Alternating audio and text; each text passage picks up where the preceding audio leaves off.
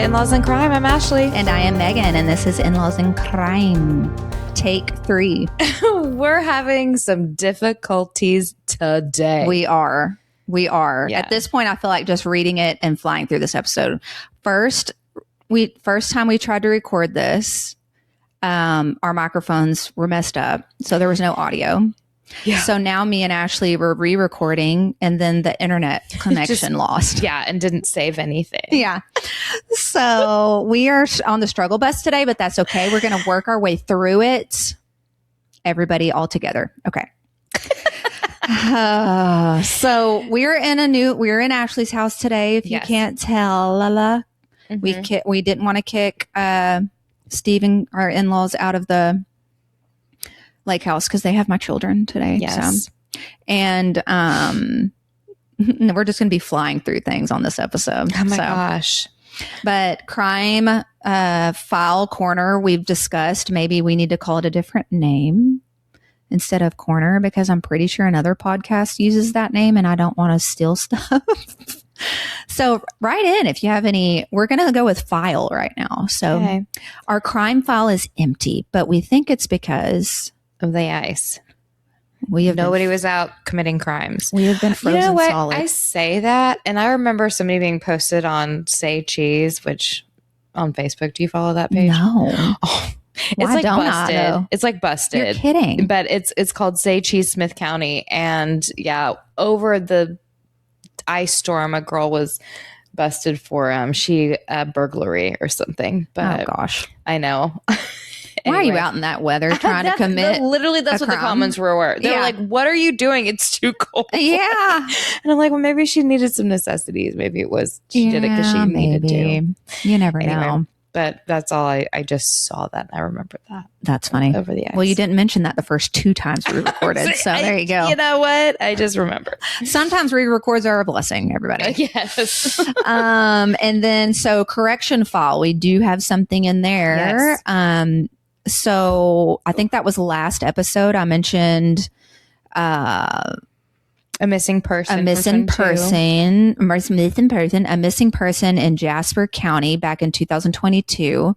And just recently, here in the last few weeks, they arrested 4 individuals for homicide and tampering with evidence, which is interesting because they still have not found.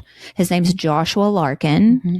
And he went missing back in 22. Like I said, after he left from a hunting trip. Sorry, now my words are going to be all tangled up. But 4 individuals were arrested here in the past few weeks, like I just said, for it, but they don't have they still don't know where his remains are. So it's interesting. Yes, I looked this up for Megan real quick before we started, and 2 of the 4 men are being charged with murder and tampering with evidence, which is wild because there's no body, but mm-hmm. they're trying to charge them with that. And the other 2 men are just charged with tampering with evidence. Yeah, which is crazy. Which just happened in January 2026. Yeah. So we'll keep all updated on it. Maybe we'll cover it.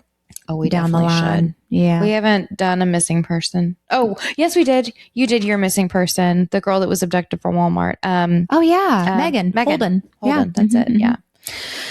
Anyways, we'll keep you all updated on that. But okay, let's jump in. We're going to jump right in because we don't know how long this is going to go. I mean, our internet, we may not be... Prayers is all we can say. Okay, so today I am covering the Caffey family murders. And for references, I watched 2 documentaries. One is a branch of the show Snapped, and it's called Killer Couples, season 13, episode 6. And then I watched Killer Women with Piers Morgan, season 1, episode 1. Wikipedia.com. And then I read a book, and it's called Terror by Night by Terry Caffey.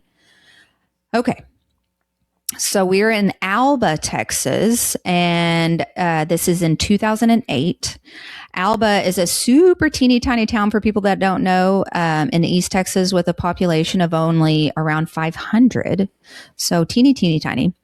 In Alba, there was the Caffey family, and it was made up of husband 41-year-old Terry Caffey, wife 37-year-old Penny Caffey, daughter 16-year-old Erin Caffey, son 13-year-old Matthew Caffey, and son, 8-year-old Tyler Caffey.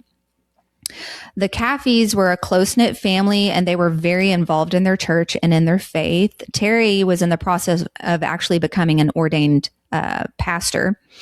And Penny was a member of a gospel group that went around traveling to different churches and singing, called the Gaston Family Singers.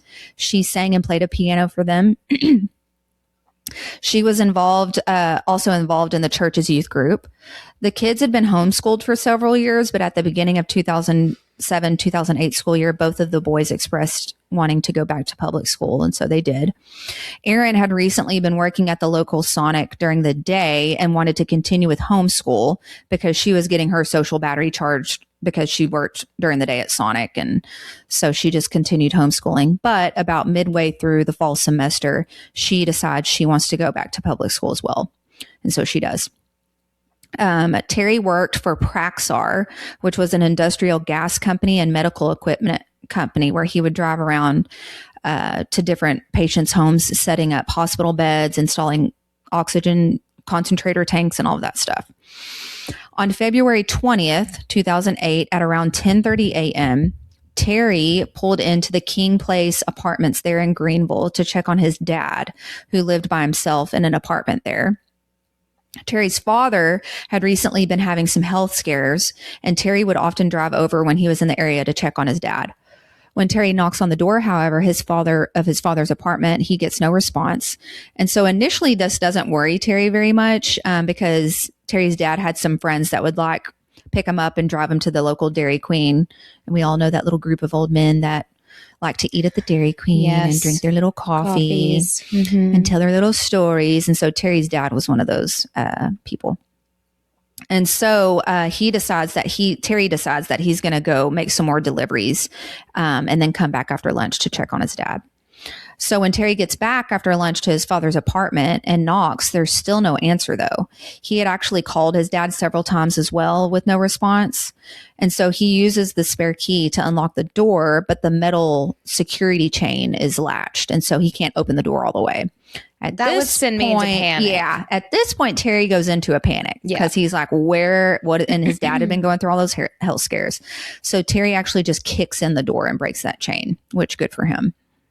And he runs through the apartment calling for his dad. He finds his dad lying face down in his bedroom, and he checks his pulse. But he won't find one because right when he touches his dad, he's cold. So absolutely devastated, Terry calls 911.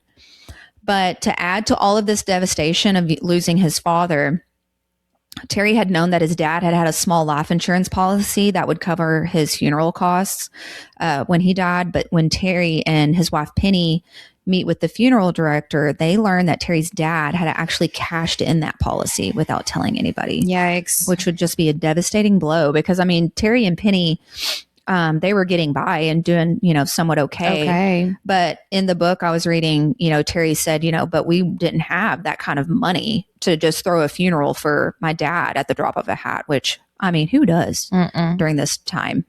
Right. And even, back then. So what they decide to do, a few days later, they have a small estate sale. Him and Terry and his family have a small estate sale there at the apartment of his dad to try and raise some more money. Terry, Penny, their kids, Terry's sisters, Mary and Tina, and their kids help with this estate sale. But in the small apartment with people coming and going, there was just a lot of foot traffic in that small apartment. So when Mandy, Penny's sister, shows up, Mandy decides, I'll help by just taking all these kids out of the picture. And so Mandy volunteers to take all the kids back to her house because she actually lived in the Greenville area. So all of the kids load up and go with her to Mandy's house. And so they continue doing the estate sale. After the funeral, the family tries to get back to normal. But Erin, the daughter, recently had started dating a new boy, and his name was Charlie Wilkerson. To say that Charlie didn't get along with the family would be a severe understatement. And Terry goes into this in his book, and he goes over several instances in his book where Charlie would just be totally disrespectful to both Terry and Penny. But one of these times, Charlie was over at their house for the first time to actually meet Terry and Penny. When Terry arrives home, he describes walking in and he sees a young man sitting in his recliner with his legs like hanging over the chair of the or the arm of the recliner, kind of like lounging in Terry's chair. And I mean, everybody knows the man of the house usually has like some sort of recliner or chair. That's just their chair. Yeah. Like it's just how it is. I'm currently sitting in Jacob's spot. This is his spot. There you go. And so when Terry walks in and sees this, he walks over and he says, "You must be Charlie." And Charlie glances up from the TV and says, "And you are?" No. Just no. Let me show you the door. Yeah. My father's soul would leave his body. Oh my gosh. And then he would become possessed by something else. That would be terrifying. Yeah. I could not imagine. How rude. So rude. There's just no Southern manners at all, or just manners in general. And I was about to say, so at least here, we're still kind of held to some sort of Southern manner, standard here. Oh, I hear you say you get onto your girls about saying yes, ma'am. Oh, absolutely. And, no, sir. And like all my friends do the same thing with their kids. Yes. Everything is a yes, ma'am, no, ma'am. Yes, no, sir. Yes. I mean, me and my group of friends, like we all have kids around the same age. And if we're all together, and we get onto their kids, if we say, "Hey, so-and-so," and they just say, "Huh?" No. I know. You say, "Ma'am." Mm-hmm. You don't say, "Huh?" And yeah, "No, sir." "Yes, ma'am." "No, ma'am." "Yes, sir." Yeah, you got to have your manners. You just even do. My girlfriend with like teenage kids, like when we go hang out at her house, her kids will make a point. They may not come out at first, but they'll come out and they'll come give us all hugs and say hello and greet you and greet stuff us, like that. Yes. Every time. Yeah, we just still have those standards here for sure. Yeah, and Charlie Wilkerson did not. So, obviously, so when Charlie glances up and says, "And you are?" Terry's very taken aback. And Terry replies by saying, "Do you always sit like that?" And Charlie responds with a "Yeah." Then he says, "Not in my chair, you don't. Why don't you stand up and greet me like a man?" And after a few seconds, Charlie reluctantly stands up and gives Terry a weak handshake and is still looking at the TV, doesn't look him in the eye, which is another manner. Again, in the South, for sure, when you shake somebody's hand, you are firm and you look them directly in the eye. Like that's just a standard. Mm-hmm. And so when a young man like Charlie does a weak handshake and doesn't look you in the eye, that states a lot about somebody's character for sure. And so after that, another incident that Terry kind of goes into in the book is one night at church, Penny, the mom, is overhears some of the youth girls talking about a ring that Charlie has gave Aaron. And so Penny goes to find Aaron and quickly sees this ring on her finger. And then Penny's like, "Heck no." And so she goes and finds Terry. Terry comes out and talks to Penny and Aaron, and Terry's like, "What is that?" And Aaron's like, "A ring that Charlie gave me." And Terry's like, "Absolutely not." And so Terry goes out to find Charlie where he's playing basketball out with some of the other boys and calls him over. Terry questions Charlie about the ring, and Charlie tells Terry that it's a promise ring. And Terry tells Charlie that that's an extremely inappropriate gift for a 16-year-old girl, and Charlie's an 18-year-old boy. And so that was another kind of wedge that they didn't like, that they didn't like how Charlie was 18 and Aaron's only 16. Like, I don't really see an issue with that. Yeah. I mean, that's 2 years. Like, I don't really see. Yeah. I mean, I understand by law, he's considered an adult and she's not, but like, that's not one that really grinds my gears. Yeah, me neither. But Charlie grinds my gears. Yeah, but and as we'll see. I think it's just things on top of each other. Yeah, but that age gap doesn't bother me. Yeah. And so on top of Aaron dating a guy that the parents didn't approve of and they had many concerns about, Aaron actually starts showing some changes in herself as well.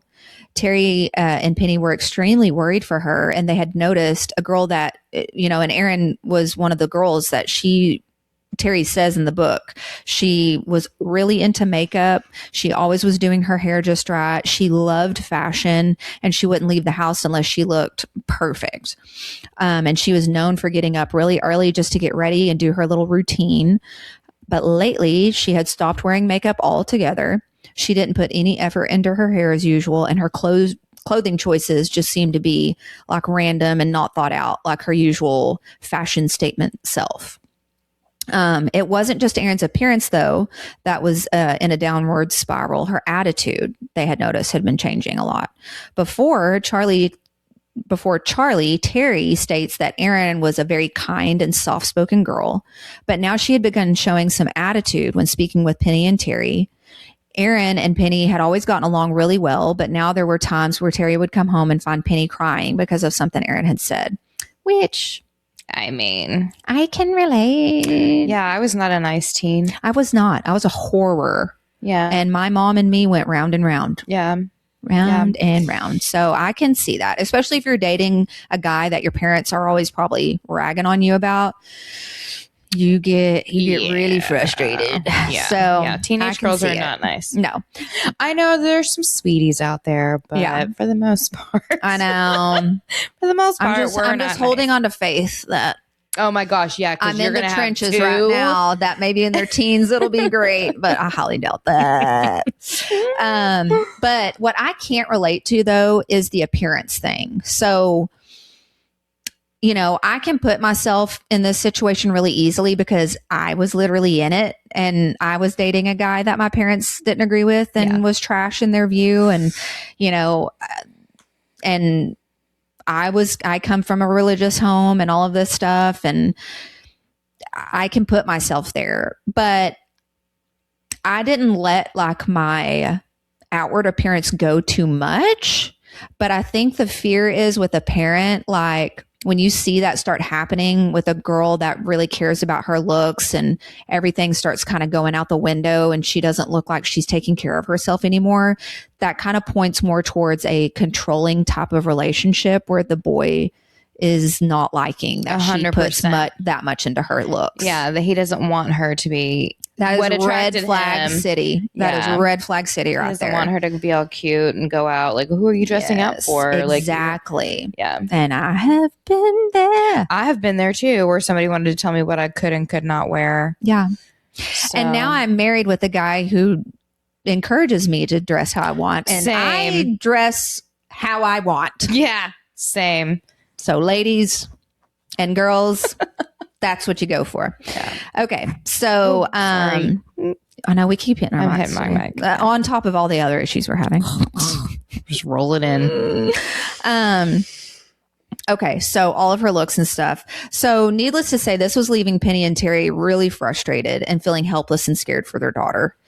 On February 27th, only 3 days after Terry's father's funeral, Terry receives a call from Penny, and she's extremely upset, and she asks Terry if he can get off a little early to meet her at the library. Penny goes on to tell Terry that she needs to show him something, and that Mandy, Penny's sister, had told her some disturbing news. Terry finally meets Penny at the library, where she informs Terry that while the kids were over at Mandy's house the day of the estate sale, Erin had been on Mandy's home computer, logged on to her MySpace page, and had forgotten to log out when they left. So when Mandy goes to open up her computer, she sees Erin's MySpace page. And being the aunt that she was, and the aunt that I would be, she's like, let's see what's going on here. And so she opens up Erin's MySpace page and does a little snooping, and she stumbles across Charlie's page. And she looks into that. So Penny and Terry sit down at the computers at one of the computers at the library, and they bring up Charlie's MySpace page. It never said how they got logged on to Charlie's, how they were able to see this, but they did apparently. Okay, remind me, because it's been so long. Like, did you have to be, like, on Facebook you can set it to private, but I don't remember on MySpace if you had to be private or if you could just explore pages at will. I'm pretty sure they're just logging on to Erin's MySpace page and clicking on Charlie's. And clicking on him. Because it wouldn't be private if they're boyfriend and girlfriend. Okay, I just couldn't remember how the settings worked. Oh God, me neither. Anyway. Once again, I wish I could recover my MySpace. So they both sat down and they sit there in shock and horror at what they were seeing on their daughter's boyfriend's MySpace page. Charlie's page was filled with references to drinking and sex.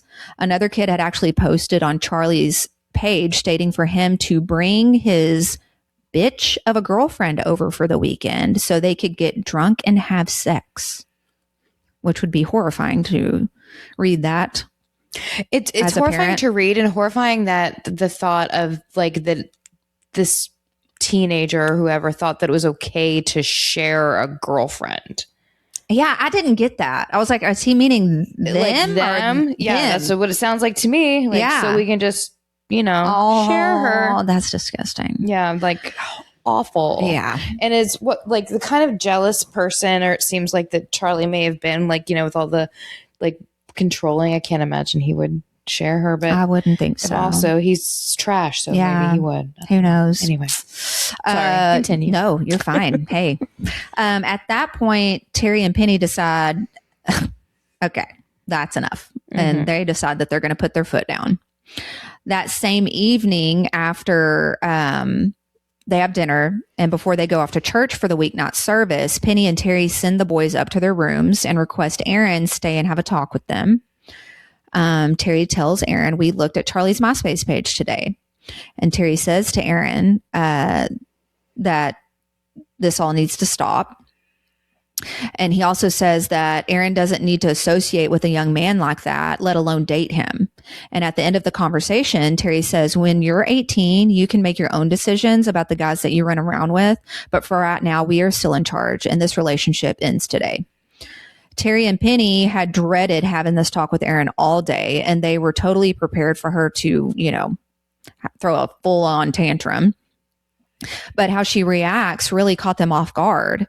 With tear-filled eyes, Erin goes in to explain that she had been wanting to break up with Charlie, but she just didn't know how, and she was actually scared to.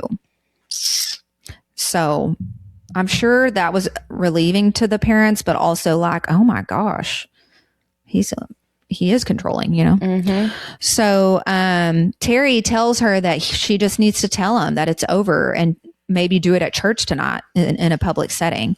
He tells her that she can just blame Penny and Terry for it. Erin agrees, and she goes with her mother and both brothers to church while Terry stays home. He wanted some time alone that night just to relax from all of the crap that he had just been through. His father dying, his daughter's boyfriend being a trash, and all that lovely mess. So a little later, though, Terry gets a phone call from the church's youth director, Sarah. She's calling to ask if Penny and the boys and the kids had gotten back yet. Terry says no, they haven't returned yet. And then Sarah goes on to say that she just wanted to check on them to see if they were okay, that Aaron had just broken up with Charlie, and they both seemed really upset, and that Charlie had actually spun out of the church parking lot. Terry thanks Sarah for the call and assures her that he will make sure everybody's okay when they get home. A few minutes later, Penny and the kids pull up. Aaron storms up to her bedroom. After Penny and Terry get the boys to bed, Terry tells Penny about Sarah's phone call and asks Penny, like, what the heck happened at church? Penny tells him that Sarah had came up to her and told her that she had heard somebody peeling out in the parking lot. And when she went to go see who it was, she saw that it was Charlie, and that she learned about the breakup then. Penny expressed to Terry how embarrassed she was about the whole ordeal as well. Being at church and just, oh, wow. I don't know if that caught that. I don't know if it did either. He does that every day. There's a gentleman in my neighborhood that he puts his dogs in, and he clearly does a joyride for them around the neighborhood. Adorable. But he does every day. He rides his dogs around the neighborhood. I just saw the truck go by, and the two dogs in the back just barking, having the time of their lives in the back. So funny. Yeah. But anyways, and so Terry goes upstairs to Aaron's room, and he pokes his head in, and he says, "Are you okay?" And Aaron responds with "I'll be fine." And Terry tries to comfort her with, the whole dad speech. There's other fish in the sea, honey. Blah, blah, blah, blah. Aaron nods along, and Terry kisses her on the forehead and wishes her a good night. The next day, Terry and Penny decide that they want to surprise the kids with a little vacation trip to Arkansas for the next week to take everybody's mind off, all the crap that happened. They told them over dinner that night, and everybody was so excited. They planned on staying at the Petite Jean State Park, just I north. think it's Petit Jean. Petit Jean. I'm sorry. I meant to tell you that earlier. I think it's Petit Jean. See, re-records are a blessing. Petit Jean. Petit Jean. Petite Jean. Well, I mean, that's how it's spelled, but yeah, I think it's Petit Jean. Okay, Petit Jean State Park, just northwest of Little Rock. The family had gone there several times, and it was one of their favorite spots. Erin specifically got excited, and she asked Penny if they could stop in Hot Springs to do a little shopping, which, yes. We automatically signed me up. Yes, I love a good weekend trip to Hot Springs. Love shopping in Hot Springs. Penny told her, of course, that they could, and it was already somewhat of a tradition that they had started every time they'd go to Arkansas. That next day was eventful and came with some promise for the family, because Terry actually gets a surprise call from the Henry Group, which was a company that made industrial ovens that Terry had placed his resume in about 2 years prior. Oops, sorry. And he hadn't heard from him, so he kind of lost hope. But they end up calling him this day, asking him to come in for an interview. I would have been like, say what? Yeah, he was. 2 years later. Yeah. What? In the book, he was like, I didn't even know they kept resumes that long. So anyways, he goes into the interview and it goes really well. And he gets the job offer at the end of the interview, which came with a lot more money. And so he was pretty excited. And he told the man that interviewed him, I want to go home and talk to my wife about it. But yeah, I would love to. So at the end of the day, around 5 p.m., though, Terry gets a call to head to Dallas to do an oxygen setup for a patient. So Terry was on call this weekend. And so that meant like anybody that called, he would have to drive to wherever and set stuff up. So he's about to end his day, and it's a Friday, and he gets a call right at 5 p.m. And they're like, oh, you got to go to Dallas to set some stuff up. And so this meant another 4 hours of work for Terry. So Terry calls Penny and informs her of this, and he's on the phone with her heading to Dallas when he asks her how Erin was. And Penny said that she seemed really good, actually. Terry also asked if they had heard anything from Charlie, and Penny says nope. So Terry finally gets back home around 9:30 p.m. Penny heats his dinner back up for him, and the kids are watching a movie. Penny decides that she wants to go ahead and go to bed, and she goes in there and starts getting ready for bed. Terry finishes his dinner and kisses the kids goodnight. They ask him if they can stay up and finish the movie since it's a Friday night, and Terry says that's okay. Penny and Terry lay in bed and discuss the new job opportunity, and then they go to sleep. Around 12:30 a.m., Terry is awoken by the sound of their dog, Max, barking outside. And this was pretty common since they were out in the woods, and Max would actually bark at whatever, like raccoon or fox or whatever would come creeping up. And so Terry just falls back asleep. But sometime in the early morning hours on Saturday, March 1st, Terry's awoken again by the sound of their bedroom door swinging open. At that moment, Terry thinks it might be Tyler needing some comfort after having a bad dream or something, but before he can even sit up, the sound of an ear-splitting explosion fills the room. Terry hears Penny screaming, and when he looks to the area of the bedroom door, he sees a man standing there silhouetted by their kitchen light with a gun in his hand. More gunfire erupts, and Terry throws his arm over Penny to shield her from the gunfire, but the gunfire just keeps coming. Terry is hit in his right wrist, then in his shoulder, and then he's hit in the right cheek, blowing him off of the bed, where he's wedged face down between the bed and the wall. I can't imagine. You're already like asleep, and then you just wake up to absolute chaos. Yeah, to just terror. Yeah. So the gunfire stops at this point, and Terry can hear someone walking over, and then he feels that person kick his feet. So they're checking to see if he's dead, which is horrifying. Terry closes his eyes and he tries not to move, and he hears metal clicking, and he knows that the person's probably trying to reload. In that moment, Terry says he felt an overwhelming sense of peace, and he braces himself to be shot again, because he says in his book that he knew within minutes that he would be in the presence of God. He loses consciousness at this point. So a few minutes later, Terry wakes back up to the sound of their furniture being overturned and things being smashed. He hears muffled voices. Following that, he hears the horrific sound of Matthew and Tyler screaming.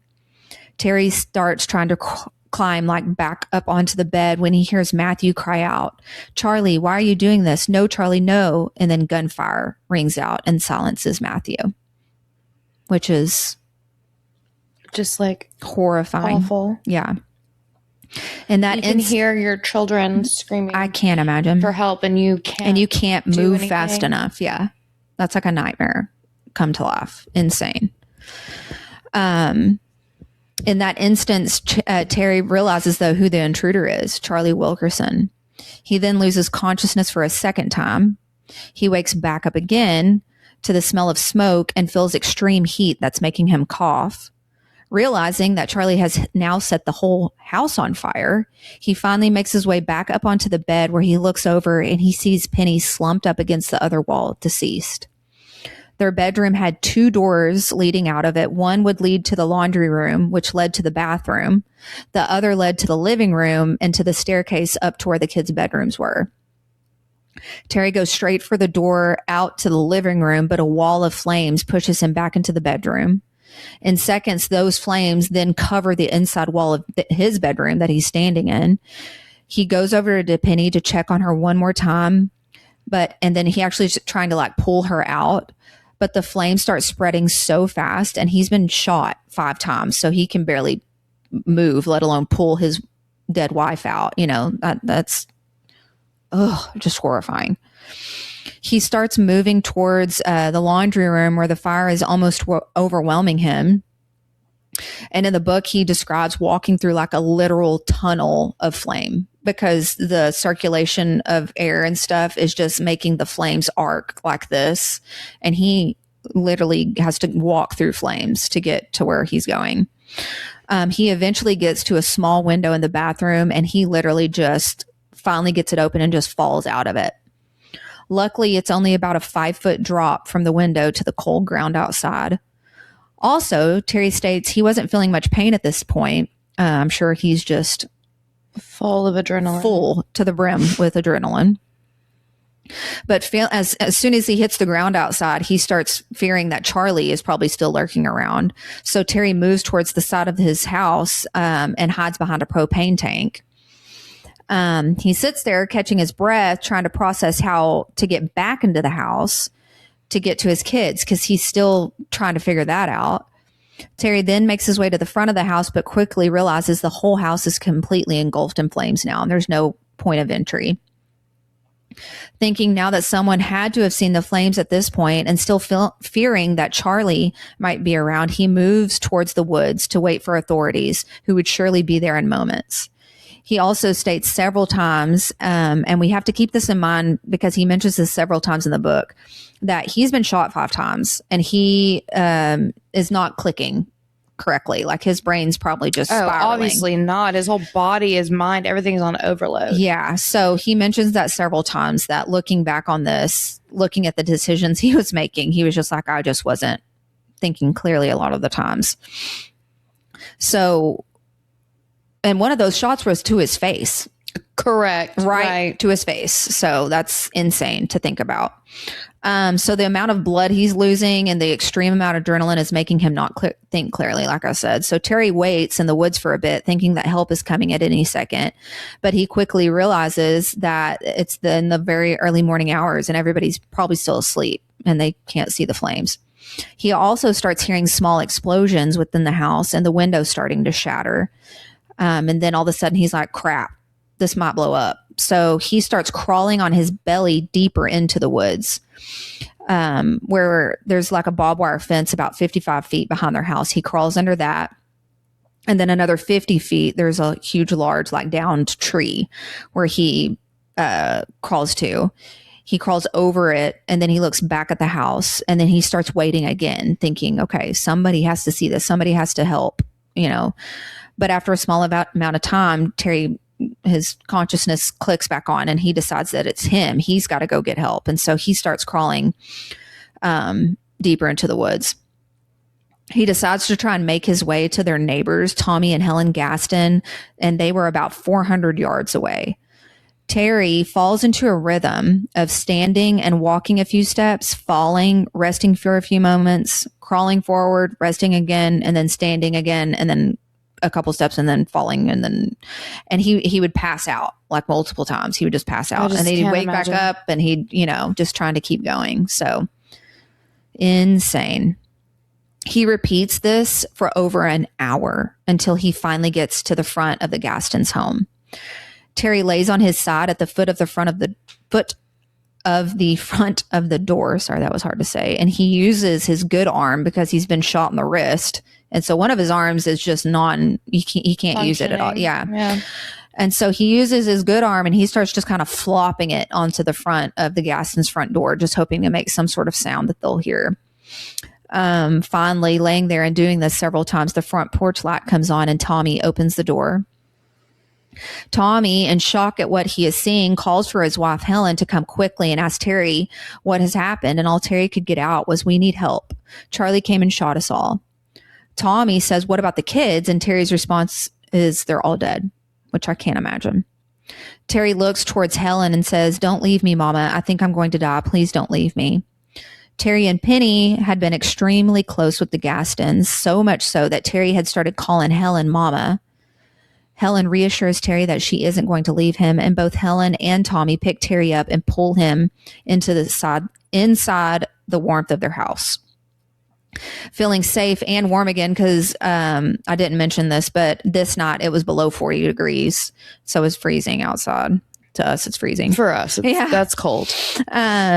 And then Terry says he started feeling cold again, and he just feels just a rush of pain because he's safe now. And I'm sure that adrenaline started leaving his body. So he's feeling all that pain. Tommy calls 911, obviously, and tells them what's happened and where they're at.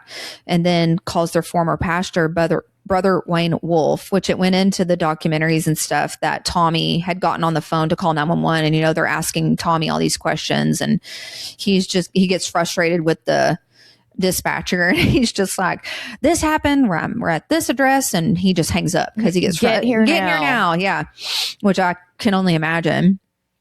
But Tommy then calls Wayne Wolf, which was their old pastor, because Wayne Wolf lived right down the road. And so Wayne Wolf and his wife actually beat the EMS there. And all four of them are sitting there with Terry with towels, trying to help stop his bleeding and stuff.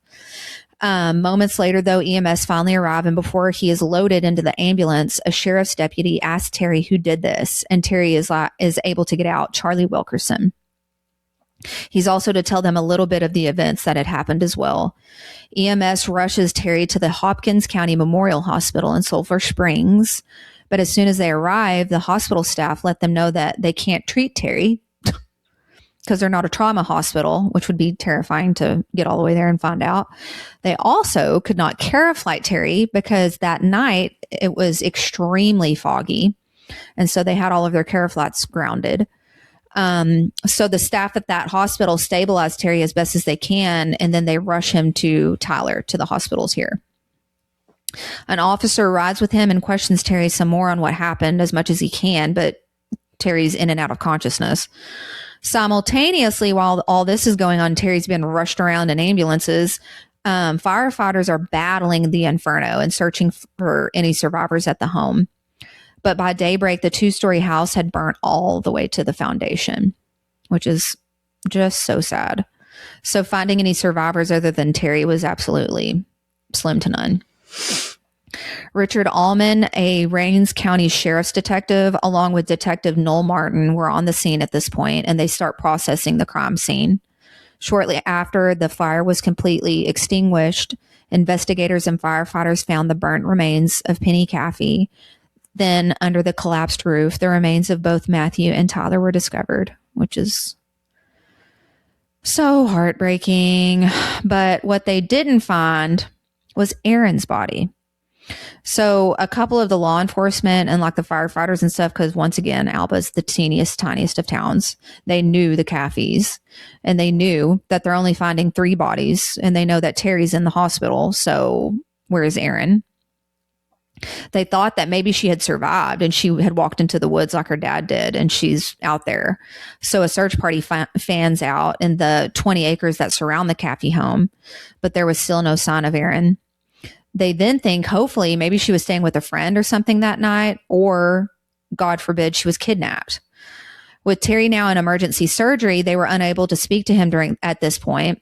Law enforcement and crime scene investigators were still sifting through the debris of the burnt house, looking for any clues as to what exactly happened. They find 2 spent .22 shell casings and some bullet fragments. So now the hunt's on for Aaron and also Charlie. Terry had finally been stabilized, and Detective Allman goes to Tyler to interview him.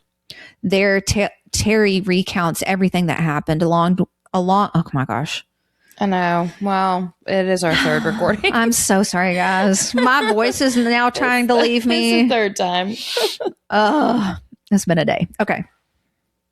So Detective Allman goes to Tyler and he's interviewing Terry. Terry is telling him everything that happened. Detective Allman is getting a clearer picture straight from Terry's mouth of what all has happened.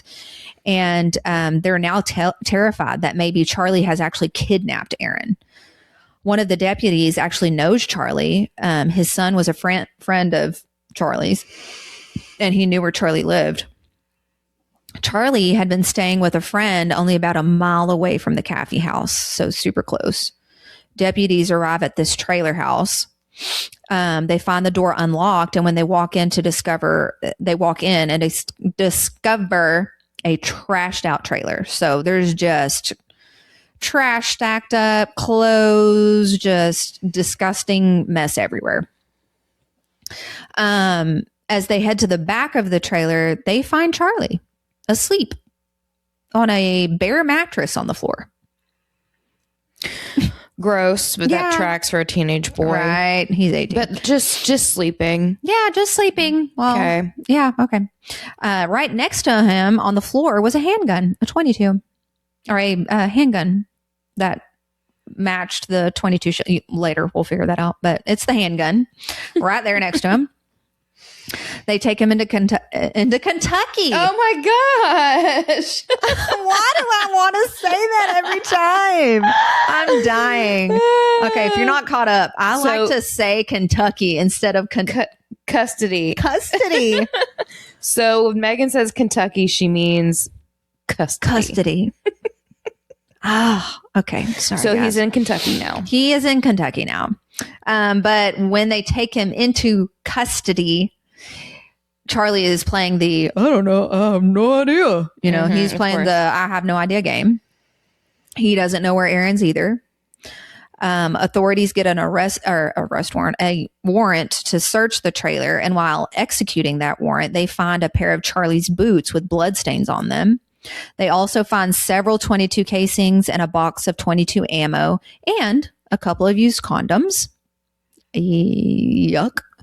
Then one of the deputies is looking through a pile of clothes on the floor and he sees some movement coming from the clothes. So he pulls his weapon out. In the documentary, he was like, I don't know if this is a raccoon. What's happening? Why are these clothes moving? He starts pulling some clothes off really slowly and he uncovers Aaron Caffey, alive and well, staring right back at him. Well, alive. Scared the tar out of me to uncover.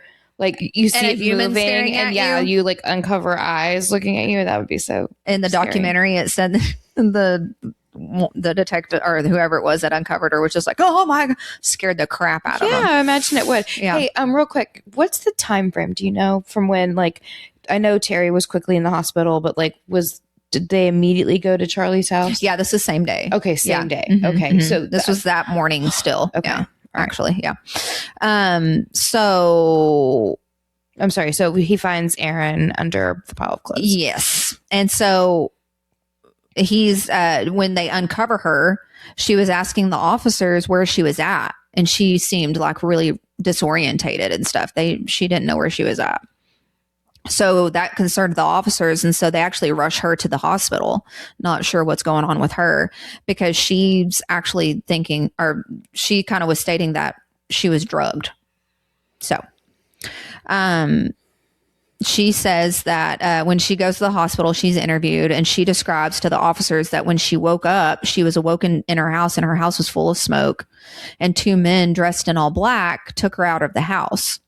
She said that they put her in the back of the truck and told her to stay down. She also told them that they had 2 large swords swords, which is just I can't. so on the nose for Such teen a teenage boys. boy, yeah. A sword. When asked if she recognized their voices or anything, she says no. And she says she thinks they drugged her. They inform Erin that her mother and her 2 brothers had been killed, and she's devastated. Charlie is being interrogated at the sheriff's department and is holding to his I don't know anything story. But then when they inform him that they actually found Erin, he starts singing like a canary.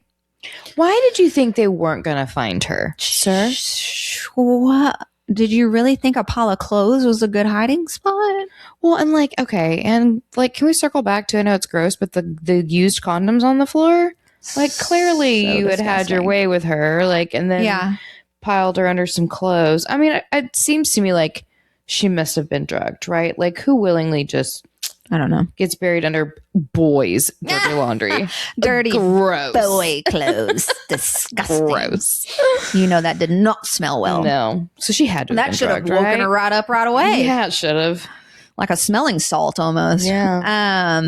And so anyways, they tell Charlie, well, we found Erin. And so he's like, oh, well, better start confessing.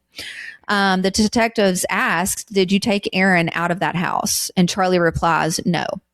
Then the detective asks, how did she get where you were? And Charlie says, she got in the car.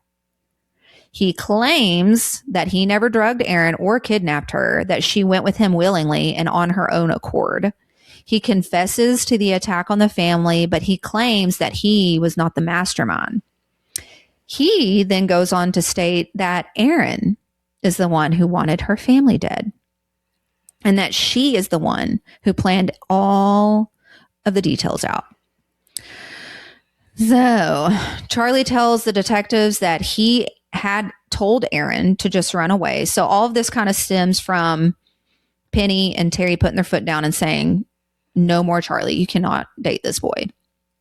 And Charlie is telling officers now that when all this happened, that he is the one that just said, we just need to run away. But he says that Erin said that they couldn't just run away because they would just find her, and that the only way they could be together was they needed to kill Penny and Terry, which is just so extreme. So extreme. Charlie also implements 2 other people. He says that he asked his buddy Charles Wade and his girlfriend Bobby Johnson to help them, and they did. So Charles Wade was Charlie's best friend, and Charlie apparently told Charles that they would give him $2,000 that was supposedly somewhere in the house to help. And so Charles agrees. And Bobby, Charles's girlfriend, was the getaway driver. Charlie tells them that just before 2:30 a.m. on March 1st, Charles and Bobby and Charlie parked down the road from the Caffey house per Erin's instructions. Erin was at home, like I had mentioned, watching a movie with her 2 brothers, and she was waiting for everybody to go to bed. After everybody goes to sleep, Erin then sneaks out of the house and walks down the road and gets in the car with them. They come up with a game plan, and initially it was just Penny and Terry that were the targets. But allegedly, Charles Wade is the one that states that they have to kill the boys too because they would probably talk. And everybody agrees to it. You know, that I didn't think about this the first time, but that's 2 people saying that she came to them and got in the car. That's 2 people saying that she walked out of the house. Yeah. Mm-hmm. Yeah.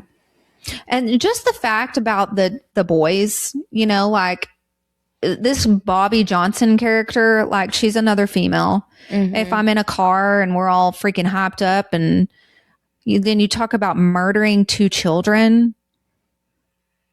I'm out with murder already. Yeah.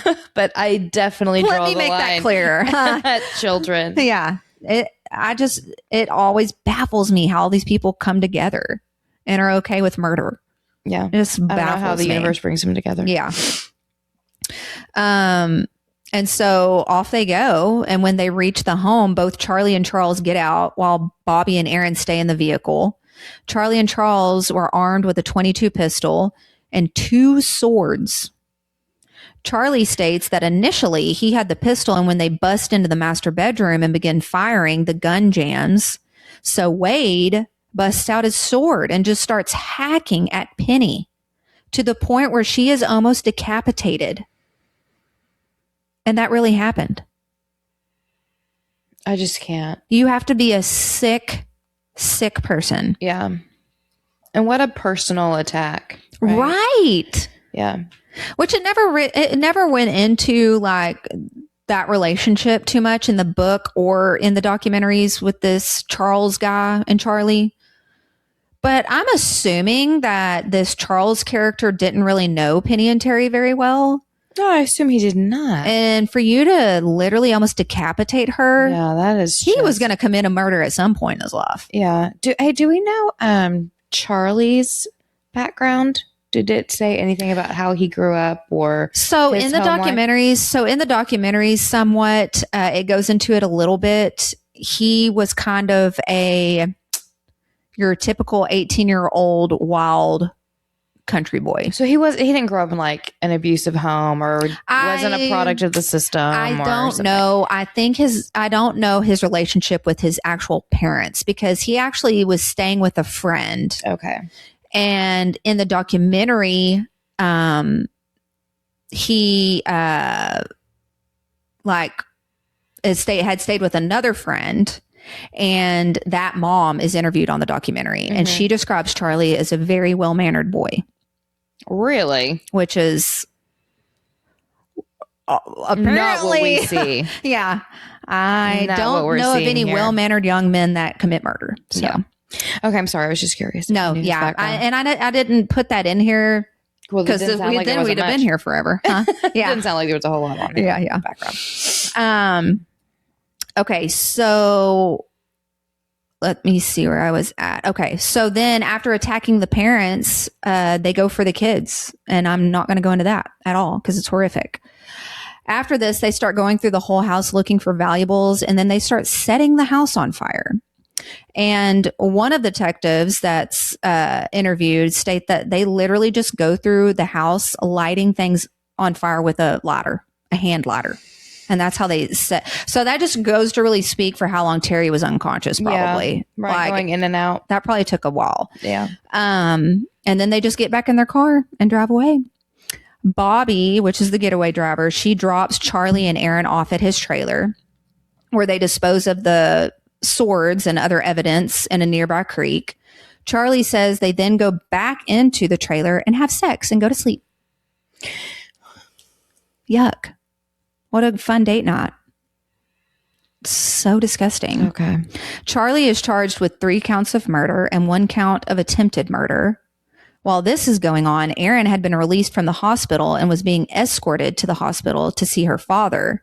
But while en route to Tyler, deputies are notified and they're like, y'all need to turn back around and bring that girl back to be interviewed because now she's being accused of all of this. She's going to Kentucky. Yeah.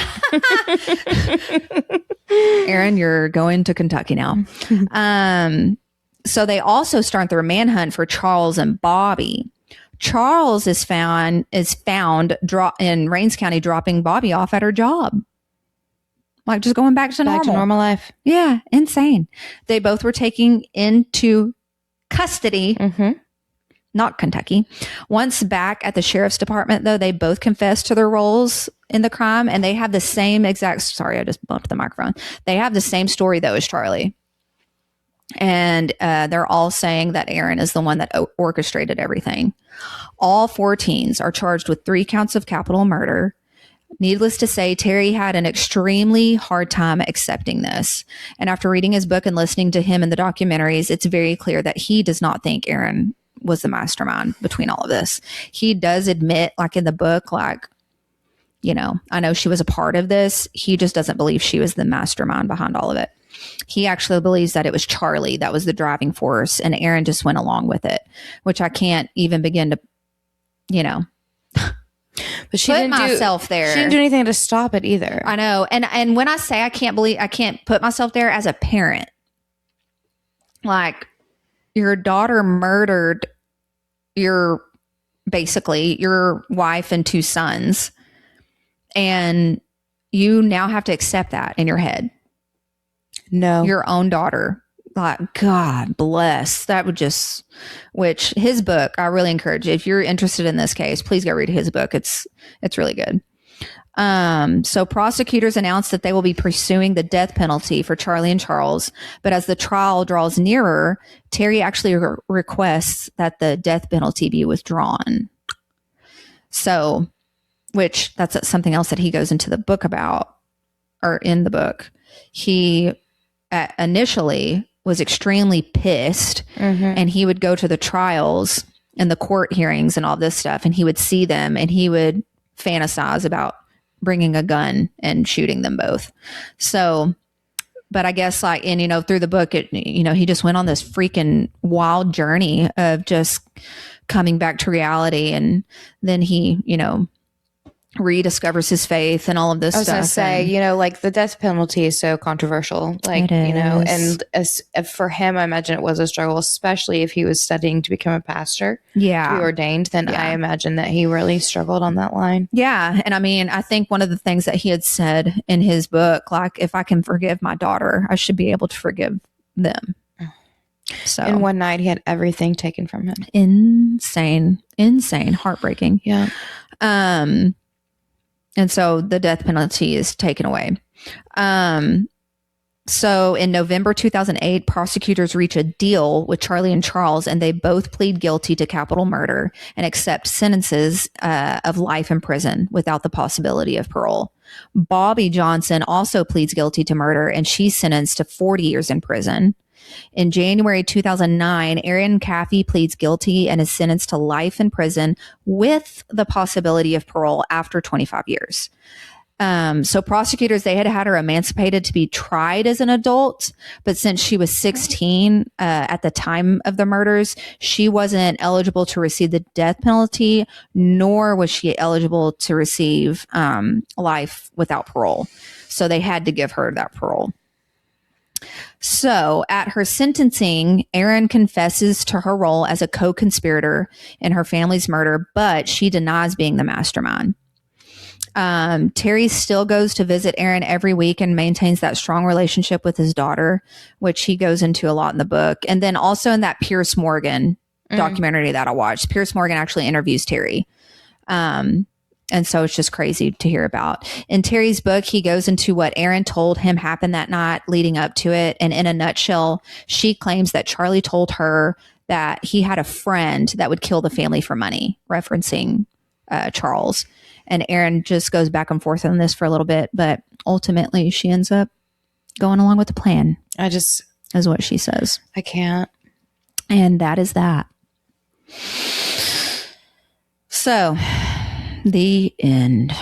Well done. Well, thank you. Horrifying, but thank you. Horrifying. That's the book was really good, and he goes into a lot of really good details, especially if you're a believer. It's a really good book because he goes, he's at that high where he's got a great life, great family, and it just goes crashing down. And he just really wrestles with God for a long time, and then he finally comes out of it. So yeah, it's a really good book. Good little read. So good.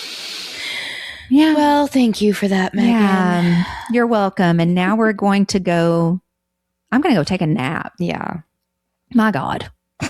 What time? It feels like it's 9:00 at night. I know. Okay, guys, don't forget to like, subscribe, and share. And rate and review. We know we can get likes and stuff, but I recently discovered that you can rate and review on Apple Podcast and Spotify because my friend and I was on the phone with my friend one day and she was like, "Did you see that you had a review? And it wasn't that great." Which we're not everybody's cup of tea, and that's totally fine. We appreciate the feedback, I guess. But it was funny though. Yeah, but rate and review us on Apple and Spotify. It helps us out. So there you go. And keep the comments coming. And if you have any tales of your own or recommendations or anything, email us at inlawsincrime@gmail.com. And I think that's about it. Come back next Monday. Yep. And keep your roots deep. And your head on a swivel. Bye.